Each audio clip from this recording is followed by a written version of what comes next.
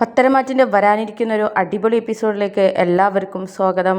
അങ്ങനെ നയനയെ ആദർശ് മൈൻഡ് ചെയ്യാതിരിക്കുന്നത് കണ്ടിട്ട് ദേവയാനിക്ക് വളരെയധികം സങ്കടം വരുന്നുണ്ട്. എന്നിട്ട് നയനയോട് പറയുന്നുണ്ട്, മോളെ നീ ഒന്നുകൊണ്ടും വിഷമിക്കേണ്ട. ആദർശ് ഇങ്ങനെ നിന്നെ അവഗണിച്ച് നടക്കുകയാണെങ്കിൽ നമുക്കിനി ഒരു നിമിഷം പോലും ഇവിടെ നിൽക്കണ്ട. മോൾക്ക് ഇവിടെ നിൽക്കാൻ സങ്കടമാണെങ്കിൽ, ഇവിടെ സഹിക്കാൻ ബുദ്ധിമുട്ടാണെന്നുണ്ടെങ്കിൽ മോള് ഇവിടെ നിന്ന് പൊയ്ക്കോ, കൂടെ ഞാനും വരും എന്നൊക്കെ പറയുകയാണ്. ആ സമയത്ത് നയന പറയുന്നുണ്ട്, അയ്യോ അമ്മ വരണ്ട, അമ്മ ഇവിടെ നിന്നാൽ മതി. എന്നോടല്ലേ ആദർശേട്ടനെ പിണക്കമുള്ളത്, ഞാൻ പൊയ്ക്കോളാം, ഞാൻ എൻ്റെ വീട്ടിൽ പോയി നിന്നോളാം എന്നൊക്കെ പറയുകയാണ്. അപ്പോൾ ആ സമയത്ത് ദേവയാനി പറയുന്നുണ്ട്, മോളെ അവന് വേണ്ട എന്നുണ്ടെങ്കിൽ ഞാനും ഇവിടെ നിന്ന് ഇറങ്ങും. എന്തായാലും മോളെ എനിക്ക് അങ്ങനെ തള്ളിക്കളയാനോ ഒന്നും പറ്റത്തില്ല. അത്രയ്ക്കും വലിയ സഹായമാണ് മോള് എനിക്ക് വേണ്ടി ചെയ്തിട്ടുള്ളത്.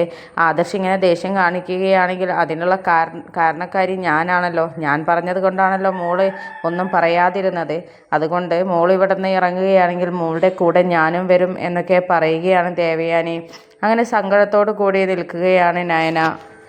അങ്ങനെ പിന്നീട് ആദർശ് ഓഫീസിൽ നിന്നൊക്കെ ജോലി കഴിഞ്ഞിട്ട് വരുന്നുണ്ട്. ആ സമയത്ത് നയന ഹാളിൽ തന്നെ ഇരിക്കുന്നുണ്ടായിരുന്നു. പക്ഷേ നയനയെ കണ്ടിട്ടും കാണാത്ത മട്ടിൽ മുറിയിലോട്ട് പോവുകയാണ് ആദർശ്. അതൊന്നും നയനയ്ക്ക് ഒട്ടും തന്നെ സഹിക്കാൻ പറ്റിയിരുന്നില്ല. ഇത് കണ്ടുകൊണ്ടാണ് മുത്തശ്ശൻ അവിടേക്ക് വരുന്നത്. മുത്തശ്ശൻ നേരെ ആദർശിൻ്റെ അടുത്തോട്ടാണ് പോകുന്നത്. എന്നിട്ട് ആദർശിനോട് ചോദിക്കുന്നുണ്ട്, എന്താ പറ്റിയത് മോനെ നിങ്ങൾക്കിടയിൽ? നീ എന്താ നയനയെ മോള് അവിടെ ഇരിക്കുന്നത് കണ്ടിട്ടും മൈൻഡ് ചെയ്യാതെ പോകുന്നത്? ഇതൊന്നും ശരിയല്ല കേട്ടോ. മോള് ചെയ്തു തന്ന ത്യാഗമൊക്കെ നീ ഇത്രയും പെട്ടെന്ന് മറന്നുപോയോ? നിനക്കെന്താ ഇത്ര ദേഷ്യം? എന്താ നിങ്ങൾക്കിടയിൽ സംഭവിച്ചത് എന്നൊക്കെ ചോദിക്കുന്ന സമയത്ത് എനിക്ക് സഹിക്കാനാവാത്ത, എനിക്ക് താങ്ങാനാവാത്ത ഒരു കാര്യം സംഭവിച്ചിട്ടുണ്ട് മുത്തശ്ശ. അങ്ങനെയുള്ളൊരു സംഭവം സംഭവിച്ചാലല്ലേ ഞാൻ അവളിൽ നിന്നും വിട്ടു നിൽക്കുകയുള്ളൂ. അവൾ എന്നെ ചതിക്കുകയായിരുന്നു, കബളിപ്പിക്കുകയായിരുന്നു എന്നൊക്കെ പറഞ്ഞ സമയത്ത് നീ എന്തൊക്കെയായി പറയുന്നത്? നയനമോൾ ചതിക്കേ? അവൾ അങ്ങനെയൊന്നും ചെയ്യില്ലല്ലോ. നിനക്ക് തെറ്റിദ്ധരിച്ചതാവും, നിന്റെ തെറ്റിദ്ധാരണ കൊണ്ട് നിനക്ക് തോന്നുന്നതാവും എന്നൊക്കെ പറയുന്നുണ്ട്. അങ്ങനെ ആ സമയത്ത് ആദർശ് പറയുന്നുണ്ട്, എൻ്റെ തെറ്റിദ്ധാരണയല്ല മുത്തശ്ശ, ഞാൻ ശരിയായിട്ട് തന്നെയാണ് എല്ലാം മനസ്സിലാക്കിയിരിക്കുന്നത്. നമ്മളെല്ലാം ഏറ്റവും കൂടുതൽ ആഗ്രഹിച്ചിരിക്കുന്ന ഒരു കാര്യം എന്തായിരുന്നു എന്നുള്ളത് മുത്തശ്ശന് അറിയാവുന്നതല്ലേ?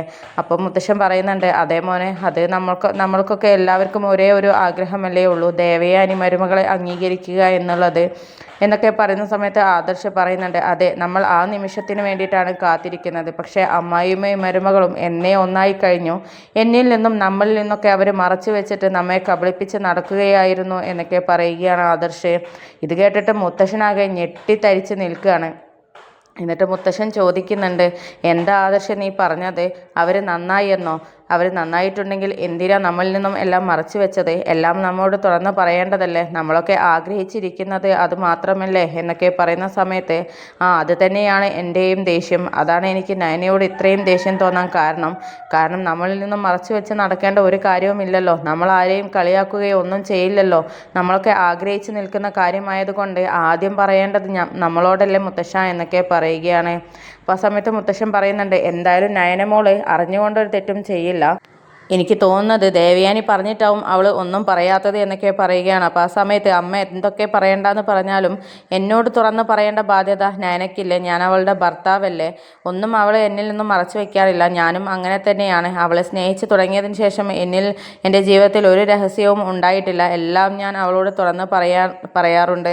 പിന്നെ ഇടയ്ക്കിടയ്ക്കൊക്കെ അമ്മയുടെ കാര്യങ്ങളൊക്കെ സൂചിപ്പിക്കുന്ന സമയത്ത് ഇപ്പോഴും എന്നോട് ദേഷ്യമാണ് എന്നൊക്കെ പറഞ്ഞിട്ട് കള്ളം പറഞ്ഞ് പിടിച്ചു നിൽക്കുകയായിരുന്നു. നയനയ്ക്ക് എന്ന് മുതലാണ് കള്ളം പറയാനുള്ള മനസ്സ് വന്നതും അവൾ എന്നാണ് കള്ളം പറയാൻ പഠിച്ചതും എന്ന് എനിക്കറിയില്ല മുത്തശ്ശ. അത് എന്നെ വളരെ സങ്കടത്തിലാക്കിയിട്ടുണ്ട്. അതെനിക്ക് പൊറുക്കാൻ പറ്റില്ല എന്നൊക്കെ പറയുകയാണ്. അപ്പോൾ മുത്തശ്ശൻ പറയുന്നുണ്ട്, നീ അതൊക്കെ മനസ്സിൽ നിന്ന് കളയാൻ എന്താ കാര്യം എന്നുള്ളത് മോളോട് ചോദിച്ചാൽ പോരെ? നീ ഇങ്ങനെ മനസ്സിലിട്ടുകൊണ്ട് അവളോട് വെറുപ്പ് കാണിച്ച് നടന്നാൽ എങ്ങനെയാ ശരിയാവുക? അതൊന്നും ശരിയല്ല. എല്ലാം തുറന്ന് സംസാരിക്കുക, അതാണ് ചെയ്യേണ്ടത് എന്നൊക്കെ പറയുന്നുണ്ട് മുത്തശ്ശൻ. അപ്പോൾ ആ സമയത്ത് ആദർശ് പറയുന്നുണ്ട്, അവൾ എന്നോട് തുറന്ന് പറയുമോ ഇല്ലയോ എന്നുള്ളത് നോക്കട്ടെ, എന്നിട്ട് ഞാൻ ഇനി ഇതിനൊരു കാര്യത്തിലൊരു തീരുമാനമാക്കുകയുള്ളൂ. അല്ലെങ്കിൽ ഇങ്ങനെ തന്നെ മുന്നോട്ട് പോകും മുത്തശ്ശ. എന്തായാലും അവൾ ചെയ്തത് ചതിയല്ലേ, നമ്മളെ കബളിപ്പിക്കുകയായിരുന്നല്ലോ എന്നൊക്കെ പറയുന്നുണ്ട് ആദർശ്. അപ്പോൾ എന്തായാലും വേണ്ടില്ല, നയനമോളെ കൂടുതൽ സങ്കടപ്പെടുത്തുന്നത് എനിക്ക് സഹിക്കാൻ പറ്റില്ല എന്നൊക്കെ പറഞ്ഞിട്ട് മുത്തശ്ശൻ അവിടെ നിന്ന് പോവുകയാണ്. അങ്ങനെ പിന്നീട് ഇവരുടെ അവഗണനയും ഒക്കെ കണ്ടിട്ട് നയനയുടെ സങ്കടമൊക്കെ കണ്ടിട്ട് ദേവയാനി നയനയോട് പറയുന്നുണ്ട്, മോളെ എന്തായാലും ഇനി ആദർശിനോട് ഇതേക്കുറിച്ച് ഒന്നും സംസാരിക്കേണ്ട. നമ്മൾ സംസാരിച്ചതും ചോദിച്ചതുമൊക്കെ ആണെങ്കിലോ മോള് ഓഫീസിൽ മൈൻഡ് ചെയ്യാതെ പോയ സമയത്തും മോള് ഓഫീസിൽ ചെന്നിട്ട് ആദർശിനോട് ചോദിച്ച സമയത്തും നിന്നെ കാണുന്നത് പോലും വെറുപ്പാണ്, ദേഷ്യമാണ് എന്നൊക്കെയല്ലേ പറഞ്ഞിരുന്നത്. അതുകൊണ്ട് ഇനി ഒരു നിമിഷവും നമുക്കിവിടെ നിൽക്കണ്ട, നമുക്ക് എത്രയും പെട്ടെന്ന് ഇവിടെ നിന്ന് ഇറങ്ങാമെന്നൊക്കെ പറയുകയാണ്. അപ്പോൾ നയന പറയുന്നുണ്ട്, ഞാനും അത് തന്നെയാണ് തീരുമാനിച്ചിരിക്കുന്നത്. ഈ അവഗണനയും ഈ ഒരു ഒറ്റപ്പെടുത്തലും സഹിക്കാൻ എനിക്ക് പറ്റുന്നില്ല. എനിക്ക് ഇവിടെ നിൽക്കാൻ പറ്റില്ല. എനിക്ക് ഉറക്കം പോലും നഷ്ടപ്പെട്ട അവസ്ഥയിലാണ്. എനിക്ക് രാത്രി ഉറങ്ങാൻ പറ്റുന്നില്ല. ദുസ്വപ്നം കണ്ട് എഴുന്നേൽക്കുകയാണ് അമ്മേ. ഇതുപോലുള്ള ഒരവസ്ഥ എനിക്ക് ഇതുവരെ ഉണ്ടായിട്ടില്ല.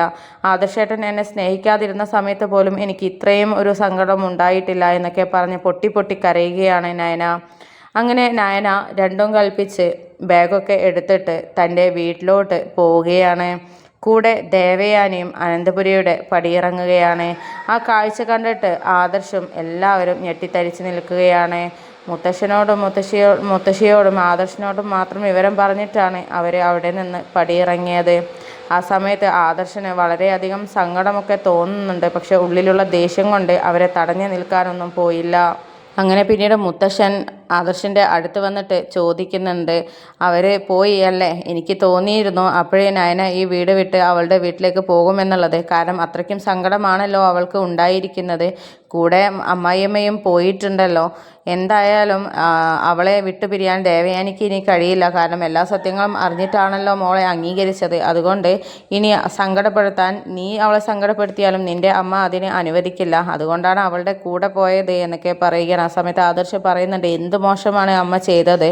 വീട് വിട്ട് അവളുടെ കൂടെ ഇറങ്ങി പോവുക എന്ന് വെച്ചാൽ അതൊന്നും ശരിയായിട്ടുള്ളതല്ലല്ലോ മുത്തശ്ശ എന്നൊക്കെ പറയുന്ന സമയത്ത് അത് നിനക്ക് ശരിയല്ലായിരിക്കും, പക്ഷെ അവൾക്ക് ശരിയാണ്. അവളുടെ ജീവൻ എന്നുള്ളത്, ഇപ്പോൾ അവളുടെ ജീവൻ നിലനിൽക്കുന്നുണ്ടെങ്കിൽ അതിന് കാരണക്കാരി തൻ്റെ മരുമകളാണ് എന്നുള്ളത് അമ്മായിയമ്മ തിരിച്ചു കഴിഞ്ഞല്ലോ. അപ്പോൾ പിന്നെ അവൾക്ക് വേണ്ടിയിട്ട് എന്തും ചെയ്യും.